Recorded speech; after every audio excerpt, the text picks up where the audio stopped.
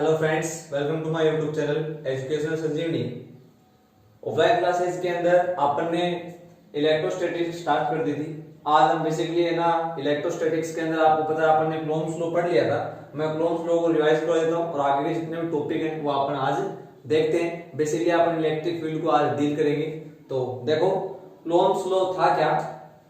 तो Coulomb's law कहता है कि अगर दो पॉइंट चार्ज सपोज किया मैंने Q1 एंड Q2, दोनों की जो डिस्टेंस दे रखी है वो है सपोज कर लो जैसे स्मॉल r। तो दो पॉइंट चार्ज है, रेस्ट पोजीशन के अंदर है। कौन सी पोजीशन के अंदर है? Rest position. ध्यान रहे ये काफी इंपॉर्टेंट चीज है। दोनों जो पॉइंट चार्ज है वो कौन सी पोजीशन में है? रेस्ट पोजीशन में। और दोनों के बीच में डिस्टेंस दे रखी है वो कितनी है? स्मॉल r है। तब दोनों चार्ज के बीच में आपको पता, आपने पहले ये चीज है ना देख ली है कि कोई भी दो चार्ज है उनके बीच में अट्रैक्शन फोर्स भी लग सकता है, अट्रैक्शन फोर्स भी लग सकता है और रिपल्शन फोर्स भी लग सकता है। ये तो डिपेंड करता है कि चार्ज की जो नेचर है वो कैसी है। चार्ज की नेचर पर डिपेंड करेगा। अगर दोनों चार्ज है वो पॉजिटिव है तो दोनों के बीच में फोर्स लगेगा वो रिपल्शन फोर्स होगा। एक पॉजिटिव एक नेगेटिव है तो दोनों के बीच में जो फोर्स लगेगा वो अट्रैक्शन होगा। और दोनों ही नेगेटिव है, इसका मतलब उनके बीच में फोर्स रिपल्शन होगा। यानी ये चीज आप पीछे पढ़ के आ चुके हो कि जो लाइक चार्ज है वो एक दूसरे को रिपल करते हैं और जो अनलाइक चार्ज है वो एक दूसरे को अट्रैक्ट करते हैं। तो अपन बेसिकली कूलॉम्स लॉ पढ़ रहे हैं। तो दो चार्ज लिए मैंने Q1 एंड Q2, दोनों के बीच में डिस्टेंस ले ली मैंने कितनी? Small r। अब दोनों के बीच में फोर्स लगेगा तो अट्रैक्शन भी हो सकता है, वो रिपल्शन भी हो सकता है। अपने को उससे कोई मतलब नहीं है, लेकिन फोर्स जरूर लगेगा। और कूलॉम जो कहता है कि इन दोनों के बीच जो फोर्स लगेगा उसकी जो वैल्यू है वो इन दोनों चार्ज के प्रोडक्ट के प्रोपोर्शनल होती है। जो इन दोनों के बीच में जो फोर्स लगेगा उस फोर्स की जो वैल्यू है वो इन दोनों चार्ज के प्रोडक्ट के प्रोपोर्शनल होती है और इनके बीच में जो डिस्टेंस है उसके स्क्वायर के इनवर्सली प्रोपोर्शनल होती है। तो बेसिकली कूलॉम्स क्या कहता है? कूलॉम्स लॉ कहता है F, force between two point charges. Force जो है वो डायरेक्टली प्रोपोर्शनल होगा Q1 एंड Q2 के, यानी दोनों चार्ज के प्रोडक्ट के क्या डायरेक्टली प्रोपोर्शनल, और उनके बीच में डिस्टेंस है उसके इनवर्सली प्रोपोर्शनल स्क्वायर के। ये है बेसिकली कौन सा लॉ? Coulomb's law. जैसे ही आप क्या करोगे, ये प्रोपोर्शनल वाला साइन हटाओगे तो यहां आएगा K Q1 Q2 upon R square. जहां ये क्या है? Where K is proportional constant. K जो है वो है प्रोपोर्शनल कांस्टेंट। वैल्यू भी होती है, आगे देखेंगे।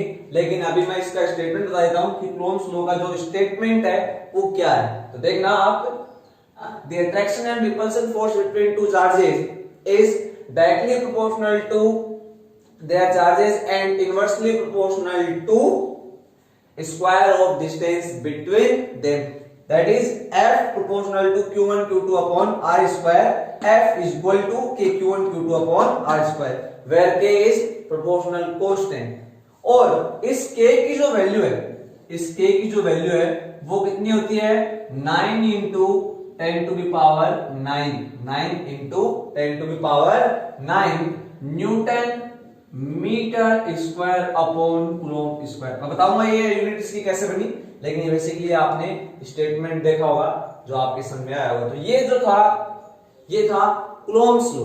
अब इस कूलॉम्स लॉ के अंदर जो बेसिकली अपन बात करें, ये जो कांस्टेंट काम में आया है अपन इसकी बातें कर लेते हैं। तो देखो इस कांस्टेंट का मीन क्या होता है, ये कांस्टेंट क्या काम में आएगा, कैसे क्या इसकी वैल्यू होगी वो दो। तो देखो K जो है K, ये क्या है? तो आप कहोगे कि ये है एक प्रोपोर्शनल कांस्टेंट। K जो है वो है प्रोपोर्शनल कांस्टेंट और इसकी जो वैल्यू है वो कितनी होती है? 9 into 10 to the power 9 newton metre square upon coulomb square. ठीक है। अब देखो के जो है इससे रिलेटेड एक पॉइंट मैं पहले आपको बताऊं तो वो है क्या, के की वैल्यू जो है वो डिपेंड करती है नेचर ऑफ मीडियम। के की जो वैल्यू है वो किस चीज पे डिपेंड करेगी, नेचर ऑफ मीडियम, कि ये नेचर ऑफ मीडियम की नेचर पे डिपेंड करता है कि के की वैल्यू कितनी होगी। तो याद रहे के की वैल्यू बस एक चीज पे डिपेंड करेगी, नेचर ऑफ मीडियम। चलो और बात करें इसके ना यूनिट की, के की unit newton metre square upon coulomb square कैसे बनी। तो देखना आप जानते हो coulomb force between two charges equal to K Q1 Q2 upon are square. अगर यहां से मैं के की वैल्यू निकालना चाहूं तो के की वैल्यू आ जाएगी F R square upon Q1 Q2। ठीक है, अब बना लेते हैं बेसिकली आप इसकी यूनिट क्या होगी। तो देखना इसकी यूनिट क्या होगी, आप सारे जानते हो कि फोर्स की जो यूनिट है वो क्या होती है, न्यूटन। तो ये आ गया न्यूटन। ये है डिस्टेंस को बेसिकली हम मेजरमेंट करते हैं मीटर में, तो ये आ गया मीटर स्क्वायर। और नीचे चार्ज है, चार्ज की जो यूनिट है वो होती है कूलम्ब, तो ये आ जाएगी कूलम्ब इनटू कूलम्ब, तो ये हो गया कूलम्ब स्क्वायर।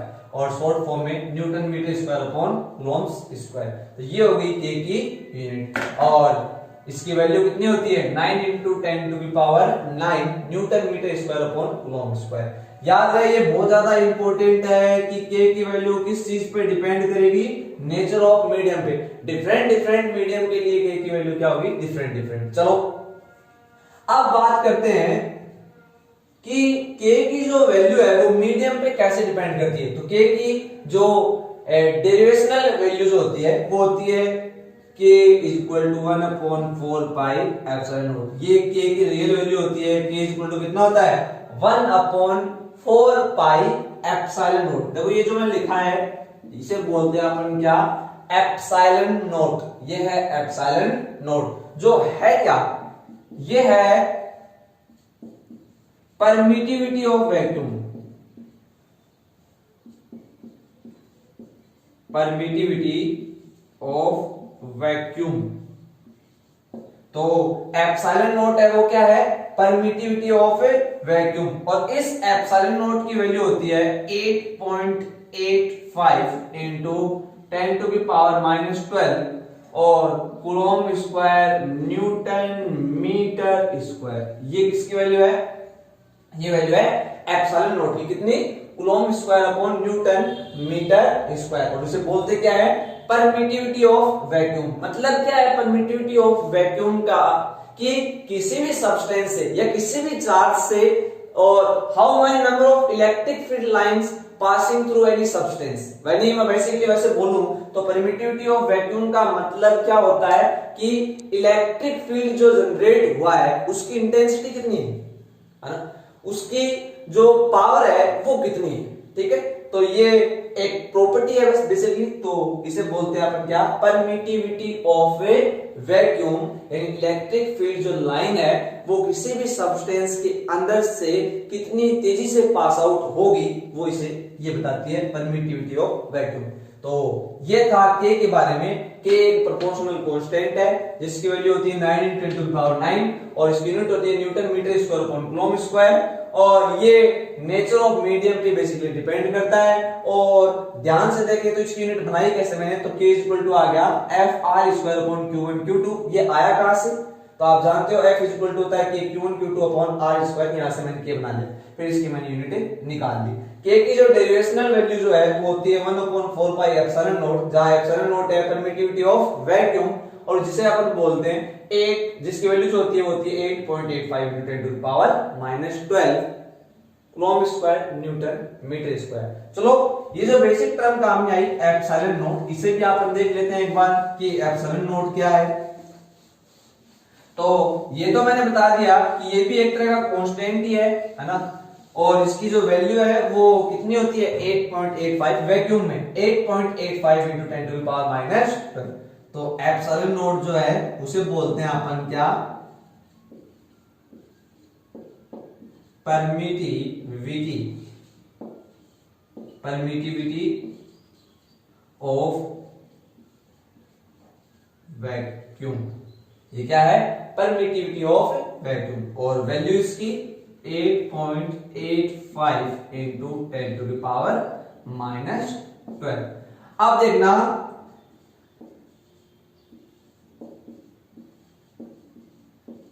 रिप्रेजेंट करता हूं फोर्स को मैं एप्सिलॉन नॉट की फॉर्म में। तो आपको पता है फोर्स का फॉर्मूला होता है 1K Q1 Q2 upon R square. ये फोर्स का formula, Coulomb's force between two charges. अगर मैं K की वैल्यू पुट कर दूं तो क्या होती है 1/4 pi epsilon naught Q1 Q2 upon R square. ये जो फोर्स है ये कहां वाला, मतलब कहां पे ये फोर्स जनरेट हो रहा है, कहां पे ये दो चार्ज की वजह फोर्स लग रहा है, तो ये लग रहा है देखो कहां पे, वैक्यूम में। ये जो एप्सिलॉन नॉट है, ये नॉट रिप्रेजेंट करता है किसको, वैक्यूम को। तो ये जो फोर्स है ये कहां पे लग रहा है दो चार्ज के इसमें, वैक्यूम के अंदर। तो वैक्यूम पे जो फोर्स लगता है उसकी जो वैल्यू आपसे पूछी जाए तो कितनी होगी, 1/4 pi epsilon naught Q1 Q2 upon R square. ये था एप्सिलॉन नॉट। ऐसे कहते कि एप्सिलॉन नॉट की यूनिट और डायमेंशन निकाल के बताओ। तो देखो सबसे पहले मैं निकालता हूं यूनिट इसकी, कि इसकी जो यूनिट है वो कितनी होगी। तो यूनिट निकालने के लिए बेसिकली अपन क्या करेंगे, इसका फॉर्मूला बनाएंगे। तो देखो epsilon naught is equal to क्या हो जाएगा, ये इस साइड आ जाएगा, ये इस साइड चला जाएगा, तो ये बनेगा 1/4 पाई F Q1 Q2 upon R square. ठीक है। अब देखो ऊपर क्या है, चार्ज है, तो इसकी यूनिट भी कूलोम, इसकी यूनिट भी कितनी, कूलोम। तो ये हो गया कूलोम इंटू कूलोम, यानी कूलोम स्क्वायर। और नीचे 4 पाई एक क्या है, न्यूमेरिकल वैल्यू है, तो इसकी यूनिट नहीं है, डायमेंशन लेस, यूनिट लेस है। F फोर्स की यूनिट क्या होती है, न्यूटन, और डिस्टेंस की क्या होती है, मीटर, लेकिन स्क्वायर है तो मीटर स्क्वायर। तो यूनिट क्या बन के आ गई, इसकी यूनिट बन के आ गई coulomb square newton metre square. ये हो गई इसकी यूनिट। अब निकाल लेते हैं इसकी क्या, डायमेंशन। इसकी जो डायमेंशन है वो कितनी होगी। तो आपको पता है, मैंने ये बात बताई भी आपको क्या, कि जो चार्ज है ना, उसकी डायमेंशन क्या होती है। फोर्स की डायमेंशन फिजिक्स के अंदर बहुत ज्यादा इंपॉर्टेंस रखती है। 12th बोर्ड एग्जाम के लिए से आपने देखे तो यहाँ पे जो कूलोम है, ऊपर देखो क्या है, कूलोम यानी चार्ज है, और चार्ज की जो डायमेंशन है वो कितनी होती है। देखो एप्सिलॉन नॉट की डायमेंशन निकाल रहा हूं मैं, चार्ज की डायमेंशन होती है 80।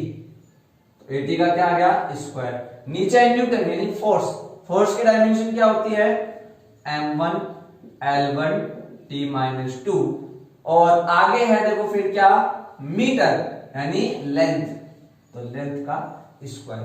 इसे आप आगे जब सिंप्लीफाई करोगे तो ये आ जाएगा, देखना m-1, ठीक है, l-3, t की जो पावर है वो आएगी 4, और a की पावर आ जाएगी 2। तो ये होगी इसकी dimension, m-1 l-3 t4 a2। ये इसकी क्या थी, डायमेंशन। चलो ये बातें आपने समझ में आई, ठीक है। ये था बेसिकली कूलोम्स लॉ, उससे रिलेटेड कुछ टर्म्स काम में आए, जैसे प्रोपोर्शनल कांस्टेंट के एप्सिलॉन नॉट के बारे में आपने पढ़ लिया। चलो आगे मैं आपको बताता हूं कुछ की पॉइंट्स, कुछ important points related to Coulomb's law जो आपके बहुत ज्यादा काम में आएंगे। तो ये देखो, क्या देखना, आपने एक चीज नोट की कि K बेसिकली डिपेंड करता है नेचर ऑफ मीडियम पे, यानी फोर्स भी फिर क्या है, नेचर ऑफ मीडियम पे डिपेंड करेगा। कि फोर्स की वैल्यू है वो वैक्यूम में होगी 1/4 pi epsilon naught Q1 Q2 upon R square. लेकिन किसी भी मीडियम में फोर्स की वैल्यू निकालनी हो तो अपन कैसे निकालेंगे, और वहां पे एप्सिलॉन नॉट की जगह क्या काम में आएगा अपन वो देखते हैं। तो देखो force in medium, force in medium, देखो फोर्स इन मीडियम को डिनोट करते हैं Fm से, और ये होता है 1/4 pi epsilon Q1 Q2 upon R square. R को स्मॉल ले लो कैपिटल लो, उससे कोई मतलब नहीं। यहां देखो नोट हट गया क्योंकि नोट रिप्रेजेंट करता है किसको, नोट रिप्रेजेंट करता है वैक्यूम को, और ये है एप्सिलॉन, एप्सिलॉन किसको रिप्रेजेंट करता है, मीडियम को। तो वो होता था क्या, याद हो तो आपके, वो होता था परमिटिविटी ऑफ वैक्यूम, और ये है क्या, एप्सिलॉन क्या है भाई, परमिटिविटी, परमिटिविटी ऑफ मीडियम, ये क्या है, परमिटिविटी ऑफ मीडियम। तो ये जो रिप्रेजेंटेशन किया है मैंने, ये फोर्स का कहां पे है, ये है मीडियम के अंदर। ये आपने ऑफलाइन क्लासेस के अंदर देखा था, क्लास के अंदर बताया था, अभी तो मैं इसे रिवाइज कर रहा हूं। तो ये फोर्स कहां पे है, फोर्स इन मीडियम। मीडियम में फोर्स का फॉर्मूला क्या होता है, नोट की जगह क्या काम में आ गया, एप्सिलॉन। ये देखो ये एप्सिलॉन। अब इस एप्सिलॉन की वैल्यू जो है वो अलग अलग मीडियम के लिए अलग अलग होगी, वो आपको दी हुई होगी, लेकिन एप्सिलॉन नोट की वैल्यू फिक्स होती है। एप्सिलॉन नोट की जो वैल्यू है वो वैक्यूम, यानी वैक्यूम में कितनी होती है, 8.85 इंटू 10 टू द पावर -12, ये फिक्स है। लेकिन यहाँ पे ये अलग अलग मीडियम के लिए अलग अलग होगी, ठीक है। तो ये कहां पे, मीडियम, ये समझ आई बात आप। चलो अब एक टर्म मैंने और आपको बताई थी, जो होता है डाइलेक्ट्रिक कांस्टेंट, डाइलेक्ट्रिक कांस्टेंट। ये क्या होता है भाई, डाइलेक्ट्रिक कांस्टेंट एप्सिलॉन आर, है ना, एप्सिलॉन आर। डाइलेक्ट्रिक कांस्टेंट के बारे में अगर आपको पूछे कि डाइलेक्ट्रिक कांस्टेंट क्या होता है, तो डाइलेक्ट्रिक कांस्टेंट बेसिकली होता क्या है, तो देखना आपने पढ़ ली दो टर्म, एक तो force in vacuum and force in medium. तो मैं इसकी डेफिनेशन बनाऊंगा आगे, पहले मैं बता दूंगा आपको। Force in vacuum F naught is equal to 1/4 pi epsilon naught Q1 Q2 upon R square, and force in medium is equal to 1/4 pi epsilon Q1 Q2 upon R square. ये आपने दोनों पढ़ ली, ये मीडियम का force है और ये vacuum का फोर्स। अगर मैं इन दोनों को डिवाइड कर दूं, यानी F नॉट अपॉन Fm में अगर निकालूं, तो वो आएगा 1/4 pi epsilon naught Q1 Q2 upon R square, और नीचे आता है 1/4 pi epsilon Q1 Q2 upon R square. ये टर्म इससे कैंसिल आउट हो जाएगी, 4 पाई से 4 पाई कैंसिल आउट हो जाएगा, बचेगा यहाँ एप्सिलॉन नोट, यहाँ बचेगा एप्सिलॉन। तो ये जो टर्म सिंप्लीफाई करने के बाद में आएगी वो आएगी एप्सिलॉन अपॉन एप्सिलॉन नोट, और ये जो सारा का सारा है वो इक्वल होता है एप्सिलॉन आर की। तो एक टर्म काम में आ रही है एप्सिलॉन आर, जो किसकी इक्वल होती है, F naught upon F M के, और या फिर एप्सिलॉन अपॉन एप्सिलॉन नोट के। तो डाइलेक्ट्रिक कांस्टेंट होता क्या है, ये इसी साल आया है ना, फर्स्ट क्वेश्चन यही था शायद। डाइलेक्ट्रिक कांस्टेंट क्या होता है, the ratio of force, the ratio of force between two charges in vacuum to medium is called dielectric constant, dielectric constant of medium. ये है dielectric constant of medium epsilon R, जिसकी वैल्यू होती है F naught upon F M या फिर epsilon upon epsilon naught. ये भी बातें आपको मैं एक बार बता दी, ठीक है।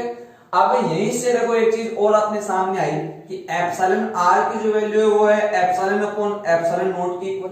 तो क्या अपन एप्सिलॉन की वैल्यू निकाल सकते हैं, क्योंकि देखो ये तो अपने को पता होता है ना, इसकी वैल्यू होती है 8.85 into 10 to the power -12। तो अपन क्या इसकी वैल्यू निकाल सकते हैं, तो इसकी वैल्यू निकालेंगे अपन epsilon naught into epsilon r. ये आ गई, अरे ये तो आई। और यहां से देखो यहाँ पे आपको पता चल रहा है कि अगर मैं Fm की वैल्यू निकालूं, Fm यानी फोर्स की वैल्यू निकालूं मीडियम में, तो वो आएगी, देखो अगर मैं इसको इस साइड ले आऊं तो ये उस साइड चला जाएगा। तो Fm की वैल्यू क्या आई, F naught upon epsilon R, दिखाई दे रहा है आपको। तो एप्सिलॉन की वैल्यू एक और सामने आई अपने, कितनी होती है, एप्सिलॉन नॉट एप्सिलॉन आर, और Fm इज इक्वल टू होता है F नॉट अपॉन एप्सिलॉन। बहुत ज्यादा हाईली इंपॉर्टेंट ये दोनों फॉर्मूले हैं, बहुत ही ज्यादा आपके काम में आने वाले, ये और ये। और बेसिकली इसमें तो न्यूमेरिकल भी है जो आपकी काफी ज्यादा इंपॉर्टेंस रखता है 12th एग्जाम में, तो ये बहुत ज्यादा इंपॉर्टेंट है। Fm फोर्स का फॉर्मूला निकालना हो, किसमें, मीडियम में, तो वैक्यूम वाले को किससे डिवाइड कर दो, एप्सिलॉन आर से। इसी से इसकी एक डेफिनेशन और भी बनती है कि जो एप्सिलॉन आर है डाइलेक्ट्रिक कांस्टेंट जो होता है वो किसके इक्वल होता है, वो उस एक फिजिकल क्वांटिटी के इक्वल होता है जिसे वैक्यूम के फोर्स से डिवाइड करने पर अपने को मीडियम का फोर्स मिलता है। ठीक है, वो एक अलग बात है, लेकिन अभी आपको ये ध्यान रखना है कि Fm जो मीडियम का फोर्स है वो अपने को कब मिलेगा, जब अपन क्या करेंगे, वैक्यूम वाले फोर्स को डाइलेक्ट्रिक कांस्टेंट से डिवाइड कर देंगे। और यहां पे मीडियम की जो परमिटिविटी है वो किसके इक्वल होती है, वो product of permittivity of vacuum and dielectric constant के इक्वल होती है। तो सर फिर है ना वो वाला जो फॉर्मूला आपने पीछे बताया था, देखो ये फॉर्मूला मैंने बताया था Fm is equal to 1/4 pi epsilon Q1 Q2 upon R square। ये कौन सा फॉर्मूला है, ये फॉर्मूला है फोर्स इन मीडियम वाला। अब इस फॉर्मूले में अगर मैं एप्सिलॉन की वैल्यू पुट कर दूं तो ये फॉर्मूला कैसा बन जाएगा, ये बनेगा Fm is equal to 1/4 pi epsilon not epsilon R, आगे आएगा Q1 Q2 upon R square. याद रहे यहां एक बहुत इंपॉर्टेंट लाइन मैं आपको बताने जा रहा हूं जो आपके फर्स्ट जो स्टार्टिंग वाले फर्स्ट 4 चैप्टर 4 जो चैप्टर हैं उनके अंदर आपकी बहुत काम में आने वाली है। क्या कि जब भी आपको ऐसे कहते हैं कि किसी भी फिजिकल क्वांटिटी, चाहे वो फोर्स हो, चाहे वो पोटेंशियल हो, चाहे वो कैपेसिटेंस हो, अगर आपको ऐसे कहते हैं कि इनका मीडियम में रिप्रेजेंटेशन करो, तो याद रहे कि नीचे जहां आपको कहीं भी ऐसा मिले कि नीचे की साइड वैक्यूम से रिलेटेड कोई फिजिकल क्वांटिटी आपको दे रखी है, जैसे यहां पे दे रखी है एप्सिलॉन नॉट, तो उसी को आप किससे मल्टीप्लाई कर दोगे, एप्सिलॉन आर से। जैसे देखो एक बेसिक फॉर्मूला जो आपके आगे काम में आएगा, ये पोटेंशियल का फॉर्मूला है 1/4 pi epsilon not Q upon R, दिख रहा है। मैं कहता हूं इसी को आप मीडियम में रिप्रेजेंट करो, तो आप क्या करोगे 1/4 pi epsilon not epsilon R Q upon R। मेरी बात समझ में आ रही है आपकी, यानी जो परमिटिविटी ऑफ वैक्यूम है उसे किससे मल्टीप्लाई कर देना, एप्सिलॉन R से। ये आपका आ जाएगा क्या, representation of any physical quantity in medium. समझ में आई होगी बात। ये था आपका बेसिक ओम्स लॉ। अब इसकी 2-3 लिमिटेशंस है वो आप पढ़ लेना, अगले लेक्चर के अंदर मैं आपको बेसिक इलेक्ट्रिक फील्ड के बारे में बताऊंगा। ठीक है, थैंक यू।